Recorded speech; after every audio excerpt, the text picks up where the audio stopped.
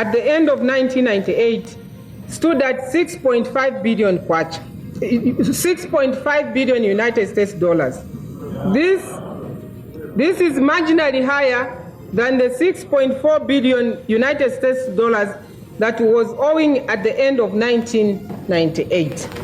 As a result of exchange valuation and disbursement from the World Bank and African Development Bank on concessionary terms. ጊዜው እንደ አውሮፓውያን አቆጣጠር 1999 ከ19 የዓለም ትልልቅ የኢኮኖሚ ሀገራት የተውጣጡ የፋይናንስ ሚኒስቴሮች ተሰባሰቡ። የስብሰባው ዓላማም በጊዜው በዓለም ላይ የተስተዋለውን የፋይናንስ ቀውስ በመረዳት የፖሊሲ ለውጦችን ለማምጣት ይረዳ ዘንድ እንዲሁም የዓለም አቀፍ ገበያውን አንድ ለማለት ነበር። የፋይናንስ ሚኒስቴሮች፣ የማዕከላዊ ባንክ ገዢዎች በአንድ አዳራሽ ተሰባስበው መፍትሄ ለማምጣት ያለሙበት ስብስብ። በተከታታይ በነበሩት ስብሰባዎችም የፋይናንስ ደህንነት ቁጥጥር፣ የብድር ስርዓት መዘርጋት፣ ለሽብር የሚውሉ የገንዘብ ድጋፎችን መቆጣጠር በቀዳሚነት ትኩረት የተሰጠባቸው ጉዳዮች እንደነበሩ ነው የሚነሳው። ይሁን እንጂ የ2008ቱ የዓለም የፋይናንስ የኢኮኖሚ ቀውስ የቡድን 20 አባል ሀገራትን ስብሰባ አጀንዳቸውን እንዲለውጡ አስገደደም። ለዚህ ለፋይናንስ ቀውሱ ብዙ ተጽዕኖዎች እንዳሉት በመረዳት ስብስቡ በተለይም ከቻይና ከህንድና ብራዚል ጋር በጋራ በመምከር እንደ አውሮፓውያን አቆጣጠር ኖቬምበር 2008 የአሜሪካው ፕሬዝዳንት ጆርጅ ደብሊው ቡሽ ያቀረቡትን ጥሪ በመቀበል የመጀመሪያውን ጉባኤ በዋሽንግተን እንዲካሄድ ተደረገ። All over the world people understand that their livelihoods depend upon a healthy and growing global economy. The surest path to that growth is to continue policies of free and open markets. Free market capitalism has been an engine of prosperity, progress, and social mobility in economies all over the globe. Trade and investment have linked our economies together, creating new customers for businesses and workers and greater choices and lower prices for consumers. All our nations must reject calls for protectionism, collectivism, and defeatism in the face of our current challenge. I thank you all for coming. በፋይናንስ እይታዎች ብቻ ሳይገደብ ሁሉም ጉዳዮች ላይ የሚመክር ትልቅ ጉባኤ ለመሆን ያኔ መሰረቱን ጣለም።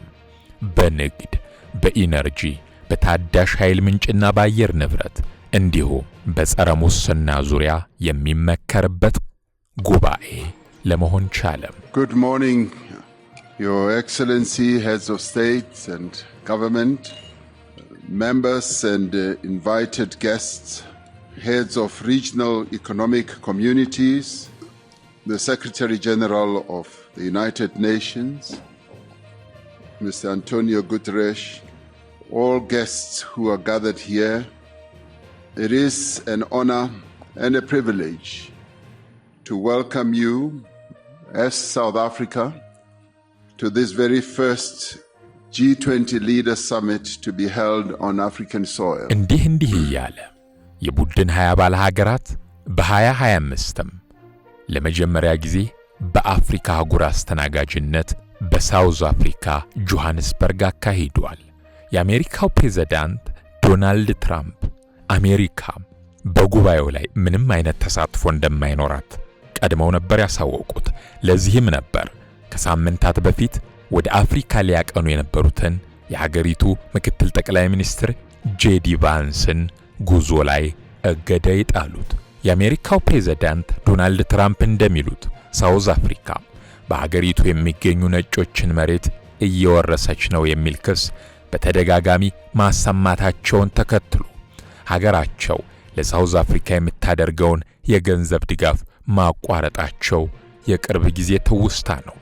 ሳውዝ አፍሪካ የቀረቡባትን ውንጀላዎች ሁሉ ውድቅ በማድረግ ሀገሪቱ አሁንም ከትራምፕ አስተዳደር ጋር የጋራ ተጠቃሚነት ያለው የንግድ፣ የፖለቲካና የዲፕሎማሲ ግንኙነት መመስረት እንደምትፈልግ ገልጸዋል።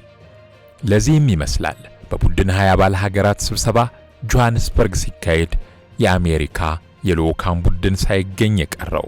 ላለፉት 2 ቀናት በጆሃንስበርግ ሲካሄድ የነበረው ይህ ጉባኤ አሜሪካ ባትገኝበትም በሌሎች የቡድን አባል ሀገራቱ ግን በተለያዩ ዓለም አቀፍና የጋራ ጉዳዮች ላይ በመግባባት ስምምነቶች የተደረሱበት እንደሆነ ነው የተገለጸው። የደቡብ አፍሪካው ፕሬዝዳንት ቃል አቀባይ ቪንሰንት ማጉዌኒያ እንደገለጹት ከሆነ ውሃ የማያነሳ ክርክሮችን ከማድረግ ይልቅ ተባብረን ዓለማችንን እንቀይር ሲሉ ጠይቀዋል። በተጨማሪም በአሁኑ የዓለም ሥርዓት ውስጥ ብቻችንን የምናመጣው ነገር አለመኖሩን ተረድተን የህብረትን ኃይል በመረዳት በአንድነት እንቁም ሲሉም ነው ጥሪያቸውን ያቀረቡት። የመሪዎቹ ጉባኤም 30 ገጽ የያዘ የመግባቢያ ሰነድ በመፈራረም እንዲሁም ፊርማቸውን በማኖር ተጠናቋል። ይህ የ30 ገጽ ስምምነት በዋነኝነትም አፍሪካ የኢኮኖሚ ተጠቃሚ እንድትሆንና የንግድ ልውውጥ ሥርዓቷ የዘመነ እንዲሆን ያደጉና የበለጸጉ ሀገራት የሚያደርጉት ድጋፍ ላይ አጽንኦት የተሰጠበት እንደሆነ ተነስቷል። በተለያዩ የዓለም አቀፍ ጉዳዮች ላይ ስምምነት የተደረሰበት ይህ ጉባኤ ከአርጀንቲና በኩል ግን ተቃውሞ እንደገጠመው ነው የተነገረው። የአርጀንቲናው የውጭ ጉዳይ ሚኒስቴር ፓብሎ ኩያራኖ በጋራ አቋም መግለጫው ላይ ሀገራቸው እንደማትስማማ ነው የገለጹት። ለዚህም በዋነኝነት በመካከለኛው ምስራቅ እንዲሁም በጋዛ ላሉ ችግሮች መፍትሄ መሆን ያልቻለ ጥምረት ሲሉ መተቸታቸው ነው የተገለጸው። ያም ተባለ ይህ ግን ላለፉት 2 ቀናት በጆሃንስበርግ ሲካሄድ የቆየው ዓለም አቀፍ ስብሰባ የቀጣዩ የ2026 የጉባኤ አስተናጋጅ አሜሪካ፣ የ2027 እንግሊዝ፣ የ2028 ደቡብ ኮሪያን በማድረግ ተጠናቋል። I now say that this gavel of this G20 summit formally closes